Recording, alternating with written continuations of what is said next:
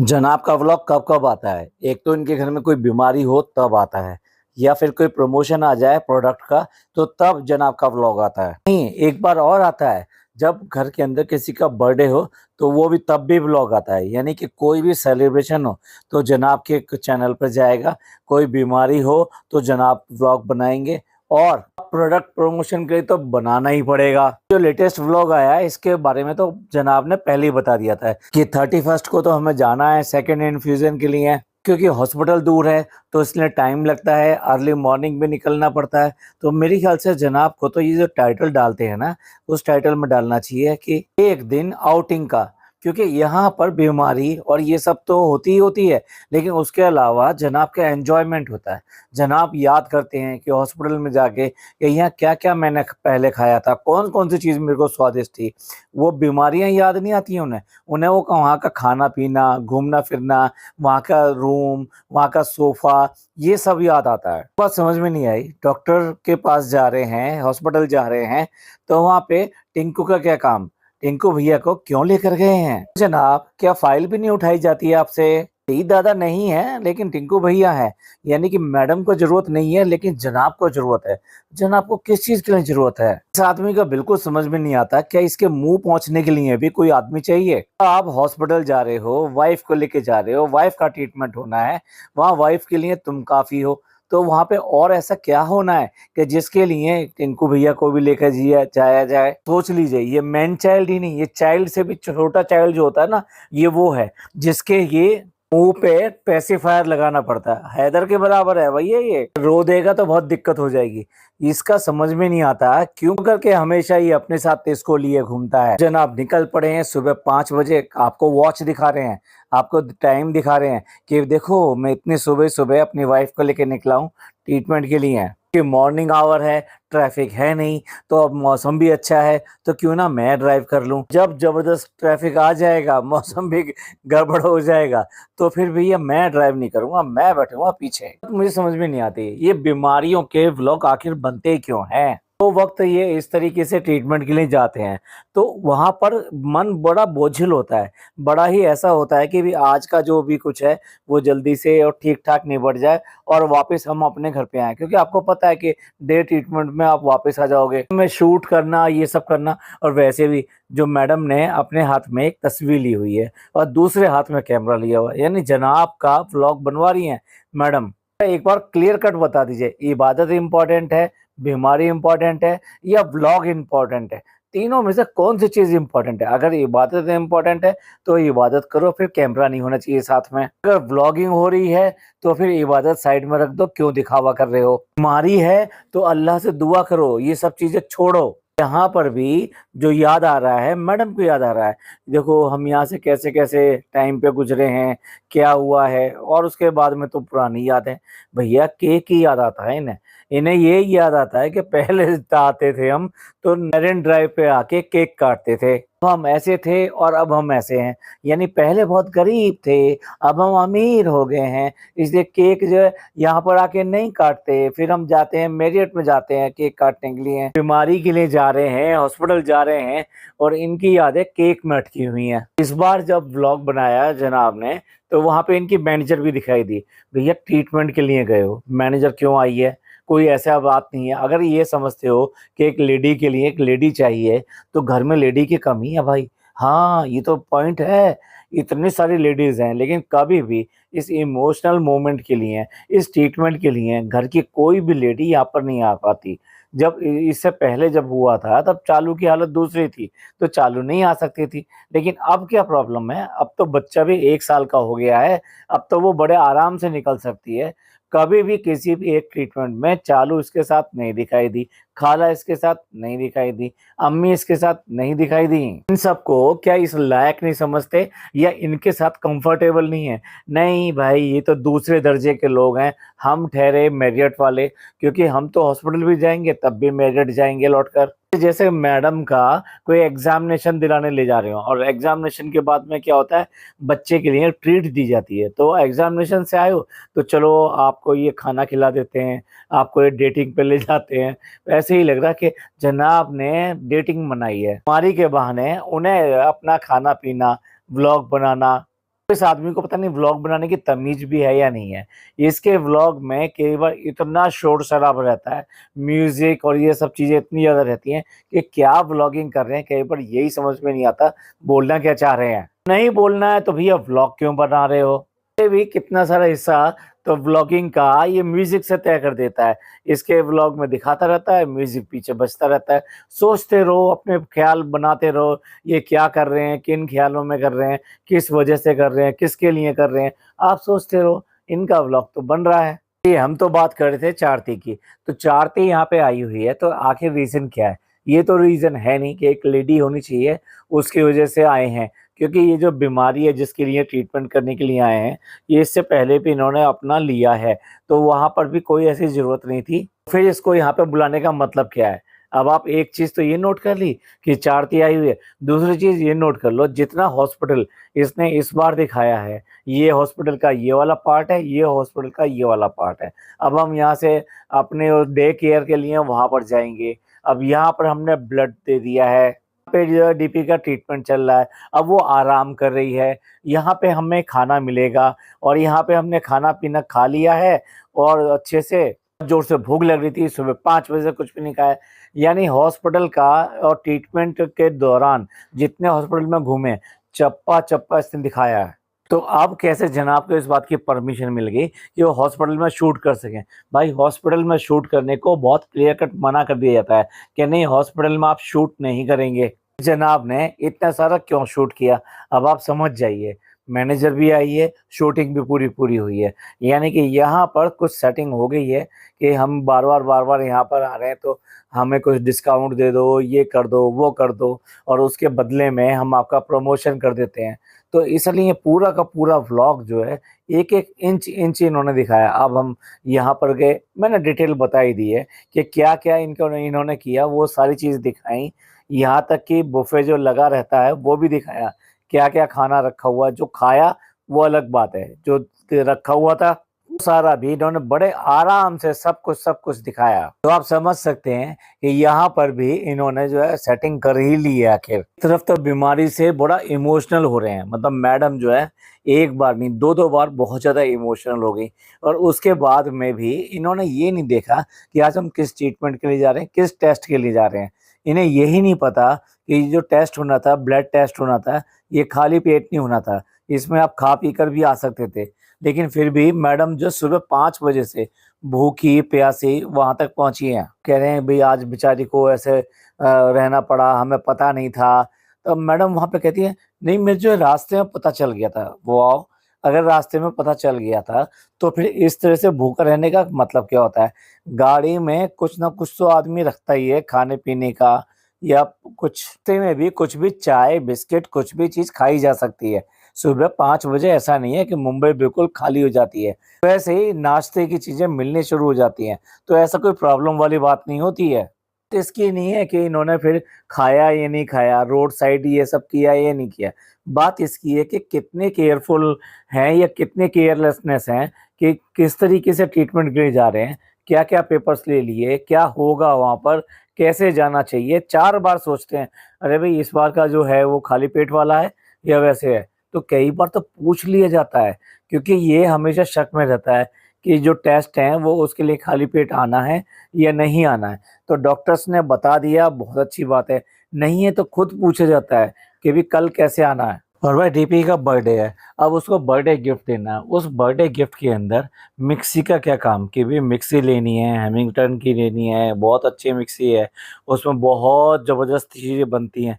भई मिक्सी से डिशेज़ जो है आपकी बेहतर कैसे बन सकती हैं? साधारण मिक्सियाँ जो होती हैं, ये सारे काम तो वो भी कर सकती हैं, तो इसमें इतना क्या कि भई इतनी बड़े ब्रांड की हम ले रहे हैं, तो ये एक गिफ्ट हो गया। भाई कौन जो किचन की चीज़ों को, किचन के जो इक्विपमेंट होते हैं, उनके कौन गिफ्ट देता है? जनाब को एक चूल्हा भी गिफ्ट कर देना चाहिए था 3 बर्नर का, 4 बर्नर का, 5 बर्नर का, मतलब क्या है यार?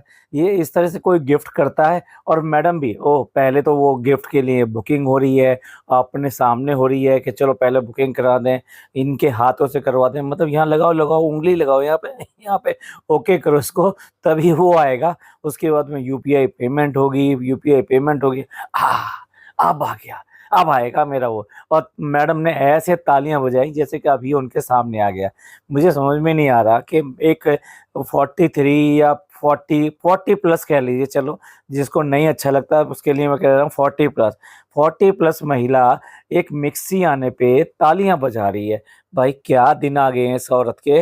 अपने किचन के लिए हैं, खाना बनाने के लिए हैं, उसे अपने हस्बैंड से मिक्सी मांगने पड़ रही है। और यही नहीं, वो कह रही है कि मुझे 2 साल से, मैं 2 साल से इसको कह रही थी, अब जाके कम से कम ये आई है। अब बताइए क्या ये हाल है इनका कि मिक्सी लेने के लिए इनको 2 साल वेट करना पड़े। तो देखो, हॉस्पिटल से आ रहे हैं, हॉस्पिटल के आने के बाद में जैसे डेटिंग पे लोग जाते हैं ना, ऐसे ये बुफे खाने के लिए वहाँ होटल में जा सकते हैं, होटल भी 5 स्टार होटल में जा सकते हैं। अब आप सोच लीजिए, एक दिन में जो ये हम वहाँ पे गए थे उनका कितना ही बिल आया होगा, उसके आगे ये मिक्सी क्या ही चीज़ है। लेकिन नहीं, जनाब को, मैडम को एक मिक्सी गिफ्ट करनी है और मैडम उसमें खुश हैं। और ऐसी खुश हैं कि जैसी आम औरत होती है ना घरों में काम करने वाली, जहाँ पैसों की बहुत तंगी होती है, तो वहाँ एक मिक्सी लेना या कोई और चीज़ ऐसी लेना अपने आप में बड़ी बात होती है कि भाई चलो अब 4 साल हो गए, 5 साल हो गए, थोड़े से पैसे हैं, चलो अब दिलवा देते हैं इसको, मिक्सी दिलवा देते हैं। वहाँ समझ में आता है। यहाँ तो भी मैडम क्या करें। मैडम कप प्लेट तो नहीं टूट गई आपके? कप प्लेट भी ले लो जनाब से, एक सेट अच्छा सा। तब देखो देखो जरा किचन में और क्या चीज नहीं है आपके पास में, वो सारी चीज ले लो। नहीं कह रहा गिफ्ट में इक्विपमेंट्स नहीं दिए जाते, लेकिन पर्सनल इक्विपमेंट्स दिए जाते हैं। किसी का हेयर ड्रायर वगैरह ये सब, इस तरह की चीजें अगर होती हैं कोई, तो वो इस तरह की पर्सनल चीजें दी जाती हैं कि भाई चलो इसके पास ये नहीं है तो मैं इसको ये दे देता हूँ। के लिए कॉस्मेटिक्स वगैरह ये सब चीजें भी बहुत ज्यादा दी जाती हैं। कम ड्रामा ज्यादा नजर आता है, और ड्रामे से भी ज्यादा नौटंकी नजर आती है, क्योंकि मैडम ने वहां पे तालियां बजाई हैं। इनके व्यूअर्स ने तालियां बजाई हैं कि नहीं बजाई हैं, और मैडम को मुबारकबाद दी हो। भाई आप मुबारकबाद क्यों नहीं दे रहे? भाई उसको मिक्सी आ गई, उसको गिफ्ट में मिक्सी मिल गई, कितना बड़ा गिफ्ट मिला है, कितनी बड़ी बात हुई है। पिछले व्लॉग में जनाब ने बहुत ढिंढोरा पीट पीट के कहा था कि मैडम ने चाय छोड़ दी है, मैडम ने चाय छोड़ दी है। जबकि आपने देखा होगा कभी भी ये बाहर जाती थी कि चाय तो बनता है, चाय तो जरूर बनता है पीना। और जब वो कौन सा मॉल है आई डोंट नो, मतलब वहाँ पे कोई स्पेशल चाय होती है, वो जब भी है कि हम जब भी यहाँ पर आते हैं ये चाय जरूर पीते हैं। और मैडम ने हमेशा व्लॉग में चाय की दीवानी, मतलब ये कह सकते हैं आप कि चाय की दीवानी है मैडम जो है। और उसके बाद में जनाब ने इतना ढिंढोरा पीटा इस बात के लिए कि मैडम ने चाय छोड़ दी है, अब वो चाय बिल्कुल नहीं पीती है। तो जनाब ऐसा कैसे हुआ कि वहाँ पर आपका जो इनका इन्फ्यूज़न होना था, इन्फ्यूज़न होने के बाद में जब मैडम को कुछ खाने पीने के लिए दिया गया, तो मैडम के हाथ में एक कप था और उसमें वो डुबो-डुबो के वो कुछ खा रही थी। तो चाय जो छोड़ी थी सिर्फ़ 1 दिन के लिए छोड़ी थी, या कोई डेट निर्धारित की कि भई अभी इतने दिन बाद में वो छोड़ देंगी, तो अभी कंटिन्यू चल रही है, तो ऐसा बता दिया होता, तो फिर ऐसा कन्फ्यूज़न नहीं होता कि मैडम जो क्या खा रही हैं, क्या पी रही हैं, और क्यों करके पहले बोल दिया और अब क्यों दिखा रहे हैं। जानबूझ के वो सब इमोशनल चीज़ें डालते हैं कि जो व्लॉग में उनको व्लॉग को हिट कर सकें, या कहिए सिंपैथी दे सकें। जैसे कि एक एग्ज़ाम्पल जनाब ही याद दिलाते हैं कि अभी पहले जो थी ना, ये बचपन में जो थी, ये सुई लगने से भी डरती थी, इंजेक्शन लगने से डरती थी, ब्लड सैंपल से डरती थी, लेकिन आज तो ये एक रूटीन बन गया है। कैसे है ज़िंदगी, कितना-कितना वक़्त देखने को मिलता है। चलो भई ठीक है, सभी के साथ में ऐसा होता है, बचपन में सभी लोग इंजेक्शन से डरते हैं। कोई ऐसा बच्चा हमने नहीं देखा जो भाग कर आके कहता हो कि डॉक्टर लाओ मेरे इंजेक्शन लगा दो आप। वैक्सीनेशन होता था और समझदार बच्चे होते थे, तो उनमें से कई तो इतने डरते थे कि वो क्लास में, मतलब स्कूल में जो है ना, ये वैक्सीनेशन हुआ करता था, और वैक्सीनेशन हुआ करता था तो वहाँ 1 बाय 1 सभी क्लासेस के नंबर आया करते थे और वहाँ वैक्सीनेशन कराने के लिए जाया करते थे। तो तब ये होता था कि भई कहाँ छुप जाएँ, कहाँ कहाँ चले जाएँ, सो दैट वैक्सीनेशन ना कराना पड़े। मतलब ये ऐसा बहुत सारे बच्चों के साथ में होता था। तो जब तो समझ में आता है कि सब लोग जो डरते थे वैक्सीनेशन के लिए, इंजेक्शंस के लिए, इन सब के लिए डरते थे, और ब्लड सैंपल लेना तो अपने आप में बहुत बड़ी बात थी। तो उसके बाद में जब बड़े हो जाते हैं तो यार कौन ऐसा भागता है कि भई नहीं मुझे ब्लड सैंपल नहीं देना, ना, ना, ना, ना, मुझे इंजेक्शन मत लगाना। तो जनाब बात बता रहे हैं, ये सारी चीज़ें कॉमन बातें हैं, इसमें कुछ ऐसा इमोशनल वाली चीज़ नहीं है। तब एक बार इंजेक्शंस वगैरह ये सब लगने शुरू हो जाते हैं, और ब्लड वगैरह के सैंपल लिए जाने शुरू हो जाते हैं, तो उसके बाद में आदमी का डर इन सब चीज़ों से निकल जाता है। तो फिर क्या ही फ़र्क पड़ता है, 1 बार ले लिया, 2 बार ले लिया या 4 बार ले लिया। पर्पस जो है वो इम्पोर्टेंट होता है, इसलिए आदमी कभी भी मना नहीं करता। वैसे आदमी का, ठीक-ठाक आदमी का आप ये कहो कि लाओ मेरे वगैरह ब्लड निकालने दो थोड़ा-सा, तो क्यों करके निकालने देगा भाई वो। के बाद में मैडम का बिल्कुल ही इमोशनल ब्रेकडाउन हो गया। मैडम जो है अपना वहाँ पे ट्रांसफ्यूज़न नहीं, फ्यूज़न करा रही थी और उस टाइम मैडम को ख़्याल आया कि हम तो सेलिब्रिटी हैं, लोग जो हमारे पास प्लेटफ़ॉर्म है, लोगों के पास ये प्लेटफ़ॉर्म नहीं होता। हम अपने हँसी-खुशी ये सब चीज़ें दिखाते हैं, लोगों से अटैच होते हैं, पर बहुत सारे लोग ऐसे हैं कि जिनके पास ये सब प्लेटफ़ॉर्म नहीं है। तो उनको मैं बोलना चाहती हूँ, मैं अपनी तरफ से भी, हमें बहुत-बहुत हिम्मत रखने की ज़रूरत है। हमें हारना बिल्कुल नहीं है। हमें, और ये जो व्लॉग बना रहा है इसके लिए हमें ये सब करना है। हमें बिल्कुल नहीं डरना है। उनका ये एक इमोशनल कंटेंट था। लोगों को सलाह दे रही हैं मैडम कि भई ऐसे करना चाहिए, वैसे करना चाहिए। लोगों से जाकर भैया देखो तो सही, जिनके साथ में ये सब चीज़ें होती हैं, तो उनकी क्या ही हालत होती है। चलो फिर भी आप अगर दूसरों से अपने आप को रिलेट कर रहे हो, दूसरों से कनेक्टिविटी बना रहे हो कि आप मेरे बारे में क्या सोचते हो, मैं आपके बारे में क्या सोचती हूँ। वाक़ई में देखा जाए तो ये इस तरीके से है कि इससे पहले कि लोग बाग जो है ये कहें और ना कहें तो तुम मेरी बात सुन के कहें। तो इसलिए मैडम ने ये इमोशनल कंटेंट जो है पूरा-पूरा यहाँ पर देखा और ऐसा सब करते हुए उनकी आँखों में आँसू आ गए। ठीक है? मैं नहीं कह रहा कि वो आँसू गलत थे, सही थे या क्या थे। आप ही बताइए, आपके साथ में भी कुछ चीज़ें ऐसी होती होंगी कहीं न कहीं, कभी न कभी ज़िंदगी में होती हैं। जब आपका लाइफ़ पार्टनर बहुत ज़्यादा इमोशनल हो जाए, वो रोना शुरू कर दे, तो क्या आप मतलब ऐसे ही खड़े रहेंगे? आप कुछ नहीं बोलेंगे? और मैं ये बात कर रहा हूँ, इसके हाथ में तो कैमरा था, तो इसका तो कैमरा तुरंत बंद हो जाना चाहिए था कि पहले इसको कंसोल करें, उसको शांत करें, क्योंकि उसका ट्रीटमेंट चल रहा है, तो उसे nervous breakdown, I mean emotional breakdown नहीं होना चाहिए। उसे हिम्मत रखनी चाहिए और उसे अच्छा-अच्छा सोचना चाहिए, उसे पॉज़िटिव सोचना चाहिए। तो आप क्या करेंगे, पहले उसे समझाएँगे, उसके आँसू पोंछेंगे, उसको गले से लगाएँगे, उसको छाती से लगाएँगे, उसे कैसे भी करके कंसोल करने के लिए कहेंगे, समझाएँगे उसको। लेकिन ऐसा तो नहीं होगा ना कि बस कैमरा लेके फटाफट खड़े रहेंगे, वो रो रही है, 1 आँसू गिर रहा, 2 आँसू गिर रहा, 3 आँसू गिर रहा है, मतलब इनके लिए ही आँसू गिरना एक तरह का कंटेंट है क्या? तो जनाब को क्यों करके एक बार भी ख़्याल नहीं आता इस बात का कि अगर मैडम को इस तरह से इमोशनल ब्रेकडाउन हुआ है, तो वो उसको जाके कंसोल करें और उसको समझाएँ, उसको प्यार करें, उसको समझा के ये कहने की कोशिश करें कि अब तो इतने सब कुछ हो चुका है, तो अब क्या ही रह गया है, तो ये भी जल्दी-जल्दी निकल जाएगा और उस पर विश्वास करो, खुदा पे विश्वास करो। तुम तो वैसे भी बहुत ज़्यादा पढ़ती हुई आ रही थी, तो खुदा ऐसा नहीं करेगा। मैंने कहा ना, जनाब के तो कंटेंट ही जब बनते हैं, जब ही व्लॉग आते हैं, जब किसी की बीमारी हो, पापा की बीमारी हो, बीवी की बीमारी हो, किसी की भी बीमारी हो, तो तभी कंटेंट बनते हैं, चाहे माँ की बीमारी हो। आई मीन जब भी किसी की बीमारी और ये सब होते हैं, तो वो जो व्लॉग्स आते हैं, वो जनाब के उससे ही आते हैं, चैनल से आते हैं। मजाल है कोई और डाल जाए, इसी तरह सेलिब्रेशन के व्लॉग, एनीवे ये कैटेगरी तो हम डिस्कस कर चुके हैं। तो जनाब को ये सब चीज़ें दिखाना ही दिखाना है। उनके लिए तो ये एक बोनस पॉइंट जैसा है कि अगर उन्होंने व्लॉग बनाया और पेशेंट जो है थोड़ा-सा रो दिया, बहुत ज़्यादा इमोशनल हो गया, तो उनके लिए तो ये बोनस पॉइंट हो गया कि भई ठीक है, अब तो जो है व्लॉग चलेगा ही चलेगा और लोग बाग इस पे भर-भर के कमेंट करेंगे ही करेंगे। आप क्यों करते हो? बीवी को कंटेंट क्यों बनाया हुआ है? बार-बार, बार-बार बीमारियों को मैनिफेस्ट क्यों करते हो?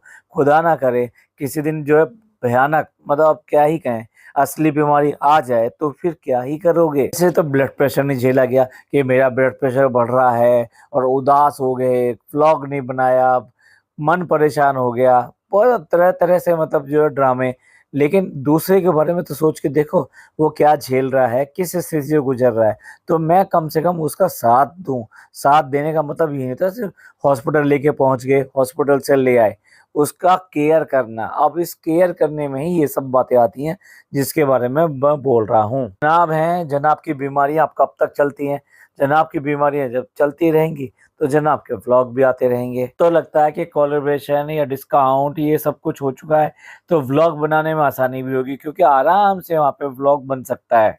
हम तो नहीं कहते कि जन आपके अगले व्लॉग में मिलेंगे जब वो किसी और बीमारी के साथ में दिखाई देंगे। हम तो करते हैं यहाँ पे एंड। अब आप ही बताइएगा आपको ये जो पॉडकास्ट जो कैसा लगा। जनाब जो है जिस तरीके से बीमारी को मैं तो यही कहूँगा बेचते हैं, कंटेंट बना रहे हो, मतलब फादर की बीमारी का भी देखो ना, पापा की बीमारी की पहली अपडेट जो आई थी जनाब, आपने बड़ा ट्रिकी वे में दिमाग से काम लिया और उसको 8 मिनट, पूरा 8 मिनट 2 या 3 सेकंड का किया, जिससे कि उसमें प्रॉपर ऐड लग जाए और मोनेटाइज किया। और उसके बाद में सूचना दी, भाई अगर तुम्हारे फादर की बात है, तुम्हारी वाइफ की बात है, तो तुम्हें पैसा जरूरी है या फिर ये सूचना जरूरी है। और सूचना तो कम्युनिटी के थ्रू दी जा सकती है, लेकिन नहीं, खींच खाच के इन्होंने व्लॉग बनाना है, व्लॉग डालना है, तो इनके लिए तो ये कंटेंट है। अब अगर इस बात से मेरी ऑफेंड हो जाए तो भाई आप समझ लो कि कंटेंट तो है। अब कंटेंट अगर व्लॉग के रूप में आ रहा है, उस पे ऐड चल रहे हैं, तो इसको क्या कहेंगे? इसे बेचना नहीं कहेंगे तो क्या ही कहेंगे। ये पॉडकास्ट आपको पसंद आया हो तो प्लीज लाइक कीजिए, सब्सक्राइब कीजिए, शेयर कीजिए। थैंक यू, धन्यवाद, शुक्रिया।